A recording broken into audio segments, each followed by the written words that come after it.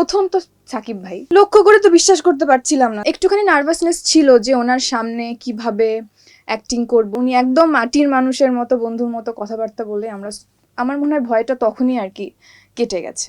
আমার কাছে প্রস্তাবটা এসছে আসলে ডিরেক্টর রুশো যখন গল্পটা লিখছিল তখনই আসলে আমাকে ডেকেছিল। অনেক আগে, 3-4 মাস আগে হয়তো, তখন আমাকে ডেকেছিল এবং তখনই প্রথম প্রস্তাবটা আসলে আসে। আমি আসার সাথে সাথে রুশোকে হ্যাঁ বলিনি, 1-2 সপ্তাহ বোধহয় সময় নিয়েছিলাম একটু ভাবতে। কজ তারপর শেষে আমাকে ডিরেক্টর যেটা বললো যে রকস্টার তো একটা মিউজিক্যাল, মানে একটা মিউজিক নিয়ে প্রথমবার বাংলাদেশে ফিল্ম হচ্ছে। সো আমি মিউজিক নিয়ে চর্চা করি, তো আমাকে বললো তোমার এই ফিল্মটাতে থাকা দরকার। সো একটা ছোট রোল হলেও, একটা ক্যামিও রোল বা একটা গেস্ট অ্যাপিয়ারেন্স হলেও তুমি এটাতে থাকো। তখন মানে ডিরেক্টরের সাথে একটা কানেকশন থাকে না যখন আমরা কাজ করি একসাথে। সো ওই বন্ডিংটা হয়তো আমাদের খুব ভালো ছিল ডিরেক্টরের সাথে। ও গল্প বলা থেকে শুরু করে আমার ক্যারেক্টারটা কিভাবে ডিজাইন করছে এগুলো বলা থেকে শুরু করে, তখন কাজটা মানে আমার স্ক্রিপ্টটা অনেক পছন্দ হয়, আমাকে যেভাবে গল্পটা বলা হলো। সো এই পছন্দ, এটা একটা প্রসেস পুরোপুরি। সো 2-3 সপ্তাহের মধ্যে আমরা এটা তারপর লক করি আর কি।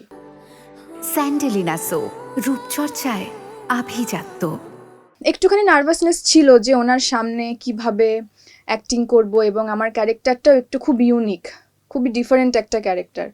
সো এটাকে কিভাবে পোর্ট্রে করব, কিন্তু এই ভয়গুলো তখনই আসলে কেটে গেল যখন সেটে গিয়ে ওনার সাথে দেখা হলো। এবং ওনার সাথে আসলে শুটিং করার আগেও একদিন আমাদের দেখা হয়েছিল, আমরা কথাবার্তা বলছিলাম আমাদের ক্যারেক্টার নিয়ে কিভাবে করব না করব। সো ওনার কনভারসেশন করার যে মানে ওয়েটা আমাদের সাথে, মানে ওনার কো অ্যাক্টারের সাথে, এটা এত সহজ সরল এবং সাবলীল, এটাতে আর্ধেক ভয় আর্ধেক নার্ভাসনেস আসলে প্রথমেই কেটে গেছে। কজ উনি বন্ধুর মতো আসলে, উনি যে এত বড় একজন সেলিব্রিটি বা এত বড় একজন মেগাস্টার, এটা আসলে ওনার সাথে কথা বলে এই ইয়েটা উনি দেন না, এই ভাইবটা উনি দেন না। সো উনি একদম মাটির মানুষের মতো, বন্ধুর মতো কথাবার্তা বলে আমার মনে হয় ভয়টা তখনই আর কি কেটে গেছে, যখন উনি আসলে এত বন্ধুত্বটা দেখিয়েছেন এবং এত কোঅপারেটিভ। একটা সিন পারফেক্ট না হলে সেটাকে বারবার করা, এগুলোই আর কি, পারফেকশনিস্ট আর কি উনি। ডিরেক্টর তো প্রথম থেকেই আমাদের গাইড করেছে, কিন্তু দুজনের যখন একসাথে শট হয় তখন তো দুজনের ওপিনিয়নটাই দেওয়া মানে লাগে, এটা দরকার হয়। সো আমি যখন ওনাকে বলতাম যে তাহলে এইটা কি এভাবে করব, তখন উনিও বলতেন তোমার যেভাবে ইচ্ছা, তুমি শুধু আমাকে বলো যে কিভাবে আমরা এটা করতে পারি। সো ওই কোঅপারেটিভ, মানে উনি এত কোঅপারেটিভ, জিনিসটা আসলে এক হাতে যেমন তালি বাজে না, ওরকম আসলে 2 হাতে তালি বাজার মতো জিনিসটা। আমিও একটু ইনপুট দিয়েছি, উনিও ইনপুট দিয়েছেন, দুজনের ইনপুট মিলে যাওয়াতে তারপর আর কি পুরো কাজটা আমরা একসাথে করি। লক্ষ্য করে তো বিশ্বাস করতে পারছিলাম না। তারপর ডিরেক্টরও যখন সেম কথা বললো, বন্ধু বান্ধবও সেম কথা বলছে, তখন আর কি বুঝলাম যাচ্ছা তাহলে আসলে এটা তাহলে হচ্ছে হয়তো, এটাই মানে এটা আমি বলবো, এটা ছাড়া আর কিছু বলার নেই। আগে তো জানতাম ওনার অনেক বড় ফ্যান বেস আছে, ওনার ভক্তরা অনেক অনেক ভালো, অনেক ক্রেজি, অনেক উচ্ছ্বসিত।